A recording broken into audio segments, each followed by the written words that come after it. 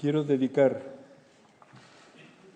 este premio Cervantes de 2014 a mi maestro Francisco Márquez Villanueva, catedrático de la Universidad de Harvard in memoriam, y a los habitantes de la Medina de Marrakech que han sabido acogerme con cariño en esta etapa incómoda de la vida que es la vejez.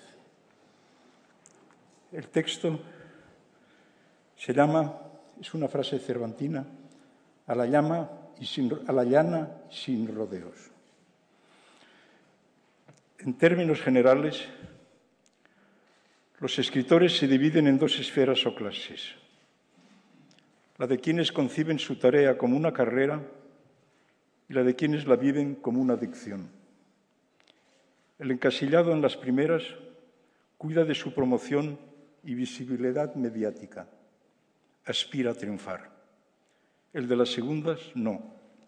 El cumplir consigo mismo le basta y si, como sucede a veces, la adicción le procura beneficios materiales, pasa de la categoría de adicto a la de camello o revendedor. Llamaré a los del primer apartado literatos y a los del segundo escritores a secas o, más modestamente, incurables aprendices de escribidor. A comienzos de mi larga trayectoria, primero de literato, luego de aprendiz de escribidor, incurrí en la vanagloria de la búsqueda del éxito, atraer la luz de los focos, ser noticia, como dicen obscenamente los parásitos de la literatura, sin parar mientes en que, como vio muy bien Manuel Azaña, una cosa es la actualidad efímera y otra muy distinta, la modernidad atemporal de las obras destinadas a perdurar, pese al ostracismo que a menudo sufrieron cuando fueron escritas. La vejez de lo nuevo se reitera a lo largo del tiempo con su ilusión de frescura marchita. El dulce señuelo de la fama sería patético si no fuera simplemente absurdo. Ajena a toda manipulación y teatro de títeres, la verdadera obra de arte no tiene prisas. Puede dormir durante décadas como la Regenta o durante siglos como la Lozana andaluza. Quienes adensaron el silencio en torno a nuestro primer escritor y lo condenaron al anonimato en el que vivía hasta la publicación del Quijote, no podían imaginar siquiera que la fuerza genésica de su novela les sobreviviría y alcanzaría una dimensión sin fronteras ni épocas. Llevo en mí la conciencia de la derrota como un pendón de victoria, escribe Fernando Pessoa, y coincido enteramente con él. Ser objeto de halagos por la institución literaria me lleva a dudar de mí mismo. Ser persona non grata a ojos de ella me reconforta en mi conducta y labor. Desde la altura de la edad siento la aceptación del reconocimiento como un golpe de espada en el agua, como una inútil claudicación. Mi condición de hombre libre, conquistada a duras penas, invita a la modestia. La mirada desde la periferia al centro es más lúcida que a la inversa, y al evocar la lista de mis maestros condenados al exilio por los centinelas del canon nacional católico, no puedo menos que rememorar con melancolía la verdad de sus críticas y ejemplar honradez. La luz brota del subsuelo cuando menos se la espera. Como dijo con ironía Dámaso Alonso, tras el logro de su laborioso rescate del hasta entonces ninguneado Góngora, ¿quién pudiera estar aún en la oposición? Mi instintiva reserva a los nacionalismos de toda índole y sus identidades totémicas, incapaces de abarcar la riqueza y diversidad de su propio contenido, me ha llevado a abrazar como un salvavidas la reivindicada por Carlos Fuentes nacionalidad cervantina. Me reconozco plenamente en ella. Cervantear es aventurarse en el territorio incierto de lo desconocido, con la cabeza cubierta con un frágil yelmo vacía. Dudar de los dogmas y supuestas verdades como puños nos ayuda a eludir el dilema que nos acecha entre la uniformidad impuesta por el fundamentalismo de la tecnociencia en el mundo globalizado de hoy y la previsible reacción violenta de las identidades religiosas o ideológicas que sienten amenazados sus credos y esencias.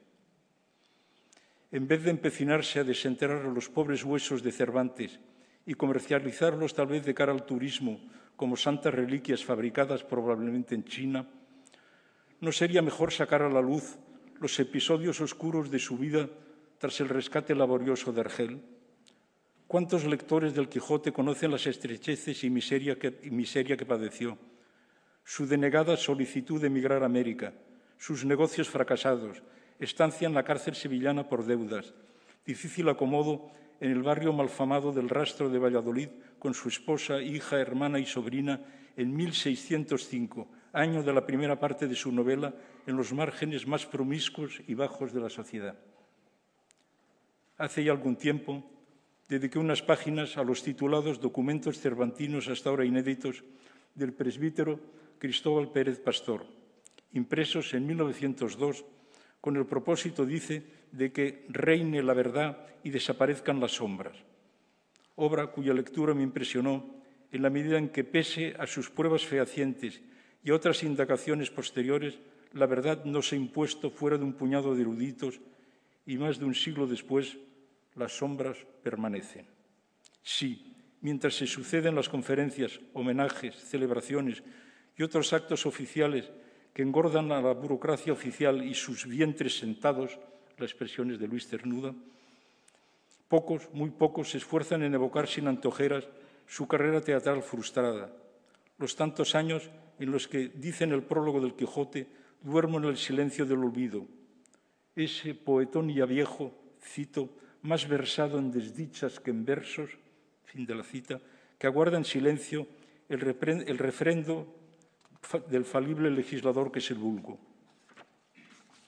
Alcanzar la vejez es comprobar la vacuidad y lo ilusorio de nuestras vidas, esa exquisita mierda de la gloria de la que habla Gabriel García Márquez al referirse a las hazañas inútiles del coronel Aureliano Buendía y de los sufridos luchadores de Macondo. El ameno jardín en el que transcurre la existencia de los menos no debe distraernos de la suerte de los más en un mundo en el que el portentoso progreso de las nuevas tecnologías corre parejo a la proliferación de las guerras y luchas mortíferas, el radio infinito de la injusticia, la pobreza y el hambre. Es empresa de los caballeros andantes, decía Don Quijote, deshacer tuertos y socorrer y acudir a los miserables. E imagino al hidalgo manchego montado a lomos de Rocinante, acometiendo lanza en ristre contra los esbirros de la Santa Hermandad que proceden al desalojo de los desahuciados, contra los corruptos de la ingeniería financiera o, a estrecho traviesa, al pie de las verjas de Ceuta y Melilla, que él toma por encantados castillos con puentes levadizos y torres almenadas, socorriendo a unos inmigrantes cuyo único crimen es su instinto de vida y el ansia de libertad. Sí, al héroe de Cervantes y a los lectores tocados por la gracia de su novela, nos resulta difícil resignarnos a la existencia de un mundo aquejado de paro, corrupción, precariedad, crecientes desigualdades sociales y exilio profesional de los jóvenes como en el que actualmente vivimos. Si ello es locura, aceptémosla. El buen Sancho encontrará siempre un refrán para defenderla. El panorama a nuestro alcance es sombrío. Crisis económica, crisis política, crisis social. Según las estadísticas que tengo a mano, más del 20% de los niños de nuestra marca España vive hoy bajo el umbral de la pobreza, una cifra con todo inferior a la del nivel del paro. Las razones para indignarse son múltiples y el escritor no puede ignorarlas sin traicionarse a sí mismo. No se trata de poner la pluma al servicio de una causa, por justa que sea, sino de introducir el fermento contestatario de ésta en el ámbito de la escritura. Encajar la trama novelesca en el molde de unas formas reiteradas hasta la saciedad condena la obra a la irrelevancia y, una vez más, en la encrucijada, Cervantes nos muestra el camino. Su conciencia del tiempo, devorador y consumidor de las cosas, del que habla en el magistral capítulo 9 de la primera parte del libro, le indujo a adelantarse a él y a servirse de los géneros literarios en boga como material de derribo para construir un portentoso relato de relatos que se despliega hasta lo infinito. Como dije hace ya bastantes años, la locura de Alonso Quijano, trastornado por sus lecturas, se contagia a su creador, enloquecido por los poderes de la literatura. Volver a Cervantes y asumir la locura de su personaje como una forma superior de cordura, tal es la lección del Quijote. Al hacerlo, no nos evadimos de la realidad inicua que nos rodea. Asentamos al revés los pies en ella. Digamos bien alto que podemos. Los contaminados por nuestro primer escritor no nos resignamos a la injusticia. Muchas gracias.